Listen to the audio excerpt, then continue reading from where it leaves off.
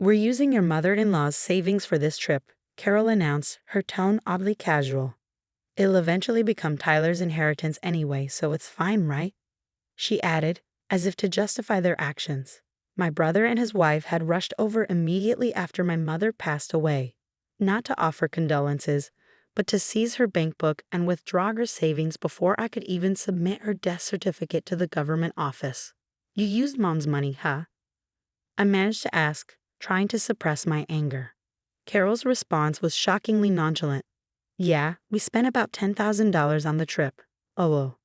The audacity of my brother and his wife, conspiring to use my mother's money without permission, made me furious for a moment. But then I remembered something. These people didn't know. I couldn't help but laugh. "My condolences," I said, barely holding back my laughter. Carol looked puzzled by my sudden outburst. "What's wrong with you? Did the shock of us using the money make you go crazy?" Of course, I wasn't going crazy. I just couldn't help but laugh when I imagined the surprised faces of my brother and his wife when they found out the truth and faced their miserable fate. Their carefree days were probably numbered. I am Samantha, a very ordinary office worker raised by kind parents. My parents were always good-natured, constantly thinking about what they could do for others.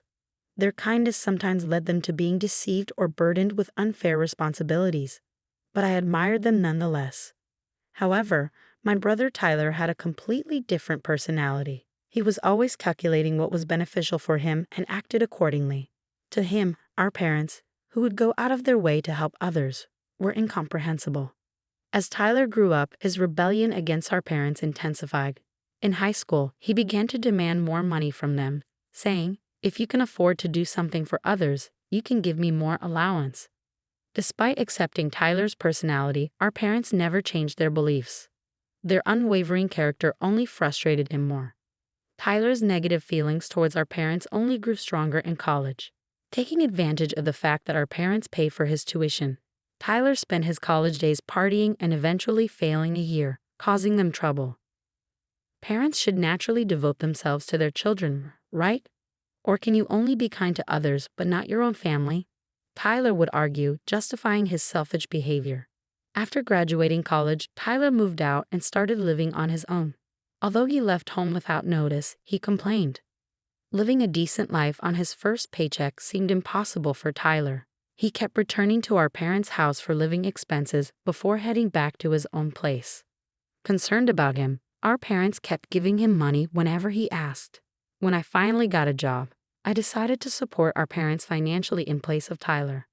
"Samantha, it's your hard-earned money, so you can use it however you like," my parents said. Despite their words, I continued to give them money, treating it as their grocery expenses. This routine continued for several years. Tyler, who only showed up to ask for money, unexpectedly invited me and our parents to a restaurant to talk. When we arrived, a beautiful woman was sitting next to Tyler. "Dad, Mom, Samantha, let me introduce you. This is my girlfriend, Carol," Tyler said, and Carol nodded politely. "I've decided to marry Carol. We'll be busy preparing for our wedding and our new life together, but I hope you'll support us." I initially thought Tyler meant support in terms of caring for Carol, but it became clear that his idea of support was entirely different. He asked our parents to cover the expenses for his wedding and their new home. Knowing our parents' inability to refuse help, Tyler skillfully persuaded them to foot the bill for everything. Even after the wedding and the purchase of their new home, he continued to rely on them for money.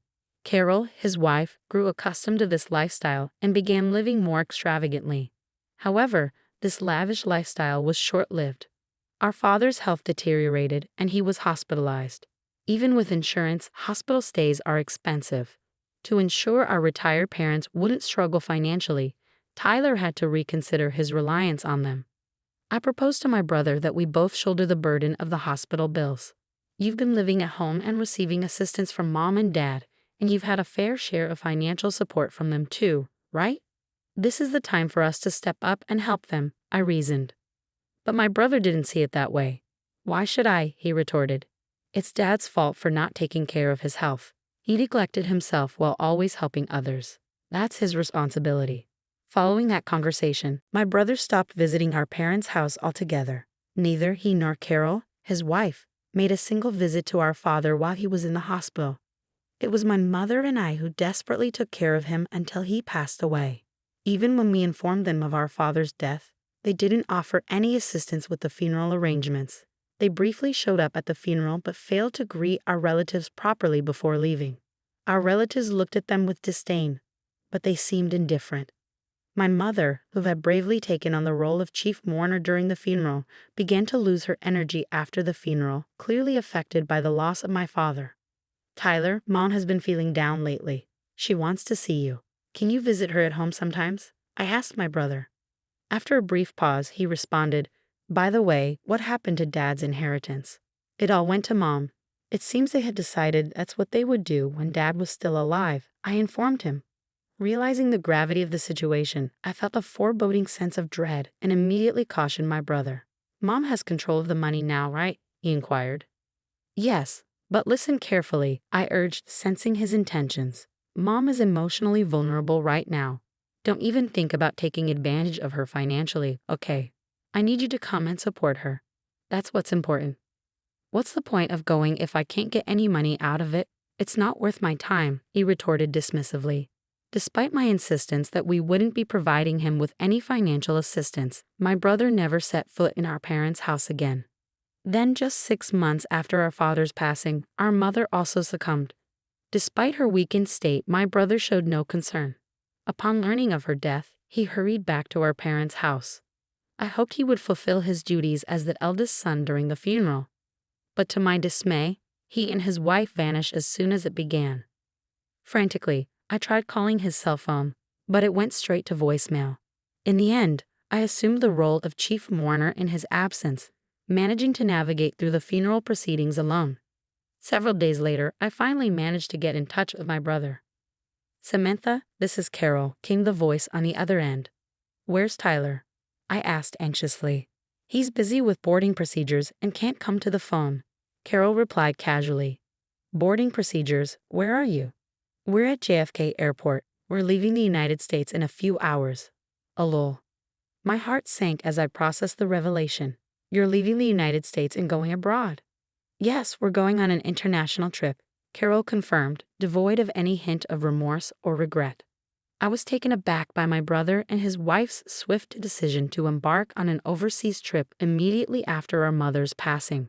However, what Carol uttered next left me utterly astounded. We're really grateful to our mother-in-law, you know. Thanks to her, we're able to enjoy this luxurious trip abroad, Carol remarked, her tone laced with casualness. Puzzled, I questioned, what do you mean by that? We used our mother-in-law's savings for this trip. After all, it was going to be Tyler's inheritance anyway, so why not use Mom's savings? Carol explained nonchalantly. How did you manage to get that money? I inquired, my anger simmering beneath the surface. We borrowed her bank book and seal when we visited her house. We knew we wouldn't be able to withdraw money once the death certificate was submitted, so we hurried, Carol confessed, revealing the true reason behind their rush to our mom's house after her demise. So you used Mom's money, I stated, trying to contain my frustration. Carol's response was surprisingly blaze. Yes, we've already spent $10,000 on trip expenses. It's a good thing Tyler's plan worked out. Initially, I was furious at the audacity of my brother and his wife for dipping into our mom's savings without permission. But then, a realization struck me. They didn't know. I couldn't help but chuckle inwardly. Serves you right, I thought to myself. Perplexed by my sudden outburst of laughter, Carol questioned, what's wrong with you? Did the shock of us using the money make you lose your mind? Tyler is the eldest son, so it's natural for him to inherit more, right? I responded between laughs. Sure, that's fine. I'll give up my inheritance so Tyler can inherit everything. That was your plan all along, wasn't it? Upon hearing this, Carol's demeanor shifted to one of delight. Oh my, you're quite understanding, huh? By the way, please make sure to arrange for all of Mama's mail to be sent to your house from now on. Don't worry, it's a simple task. I'll let Tyler know, she concluded cheerfully before hanging up the phone. I didn't hear from my brother again until they returned from their trip. Samantha, Carol told me you're giving up your inheritance, my brother stated as soon as he called. Yes, but more importantly, did you handle the mail forwarding for Mom's mail? I asked. Yeah, I took care of it as soon as we got back, he replied. but to know you're not going to change your mind later, are you? You won't say you should have inherited after all? I inquired. Of course not. I still believe my decision was the right one, he'd affirmed confidently. Well, it's only right that I, the eldest son, inherit everything, he added with a chuckle before ending the call. However, a few weeks later, he called again, sounding panicked. There's a collection notice addressed to Mom in her mail. What's this about? He asked anxiously. Oh, is it from the bank? I speculated. Our parents always wanted to help people in need and would accept any requests, including financial ones. As we delved into the matter, it became apparent that our parents had accumulated substantial debt. The debt outweighed their savings, making inheritance a risky proposition that could potentially leave them in a dire financial situation. Did you know about this? My brother accused, his voice rising. You knew Mom had debt, right? Why didn't you say anything? There was no point. What you're saying is meaningless, I retorted. If I had known, I would have given up the inheritance too. That's impossible, he exclaimed. Why the hell is it impossible, Tyler? You took money from Mom's bank account to go on vacation, didn't you? I countered. So what? What does that have to do with giving up the inheritance? He shot back. It's a big deal. What you did is considered a tacit acceptance of the inheritance, I explained. It's a legal concept. Let me break it down for you so you can understand. I explained to my brother that by withdrawing money from our deceased family member's account for his own use before the inheritance process, it was legally seen as a tacit acceptance of the inheritance. I have never heard of such a thing, he rebutted. Of course not, I replied. Not many people would even consider using a deceased family member's savings for their own selfish desires, so it doesn't come up in conversation. You're just making stuff up because you want the inheritance for yourself. I have a lawyer friend, you know. They'll find out if you're lying, my brother threatened before abruptly ending the call. Later he called back, but this time, his bravado was replaced by a sense of resignation. Samantha, you were right. I can't give up the inheritance now, he admitted. It seemed his lawyer friend had given him the same answer I did. Finally understanding the gravity of the situation, my brother realized that he had inherited not just assets, but also the debt our parents had accrued. Despite his protests, it became clear that he was partially responsible for the financial mess, having frequently begged our parents for money without knowing the extent of their debt. Desperate to find a way out of his predicament, my brother attempted to persuade me. Hey, Samantha, our parents are gone, and it's just us siblings now, right? Isn't this the time to join forces? He proposed. What do you mean by join forces? I questioned, wary of his intentions. I think we should work together to pay back our parents' debt. Now's the time to show our filial piety, my brother proposed, his tone almost pleading. I sighed heavily at his selfish suggestion, which felt like too little, too late. What are you talking about? When Dad was in the hospital, I suggested we should help our parents together, but you pushed me away, I reminded him. I was busy at the time, he defended himself. Regardless of how busy you were, you didn't visit Dad in the hospital even once, and you didn't support our grieving mother afterward. I don't want to hear the words filial piety from someone like you ever again, I retorted, feeling a surge of frustration. With nothing left to say, I left my brother hanging. Have you ever done anything for someone else, Tyler? I know you took advantage of our kind parents, but there's no one who will help someone who can't do anything for others, even if they're family. But if you don't help me, Carol and I can't pay back the debt by ourselves. Are you going to abandon your brother? We're family, he pleaded desperately. When Dad was in the hospital, you abandoned him, saying it was his own fault for not managing his health. This time, using Mom's savings is your own fault, I countered, feeling the weight of disappointment settling between us. I regret that, okay? I've changed, my brother's voice pleaded through the phone. Have you? I still think you're just desperate to reduce your own debt.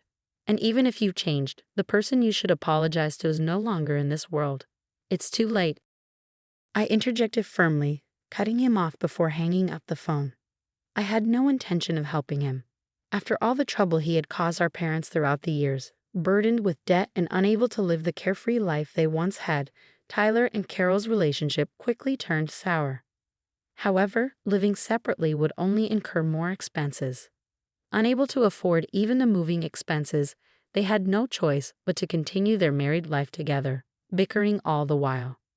At first, they tried to save money and pay off the debt little by little from their salaries, but it didn't last long. Neither Tyler nor Carol could forget their luxurious lifestyle, and they would secretly spend money behind each other's backs, causing their debt to never decrease. As a result, they blamed each other for their inability to reduce the debt further, damaging their relationship. Their marriage continued to crumble in this vicious cycle. On the other hand, I finally found the time to properly mourn our parents. I remembered how during our parents' funeral, countless attendees tearfully expressed their gratitude for the help our parents had provided them when they were in need. Realizing how many people our parents had helped made me feel even more proud of them. It was ironic that my brother, who had never shown any gratitude and had always caused trouble for our parents, ended up shouldering the debt that resulted from their acts of kindness. Even though they were drowning in debt, I still admired our parents for never giving up on helping others. With these thoughts in mind, I continued to pay my respects to our parents at the family altar every day.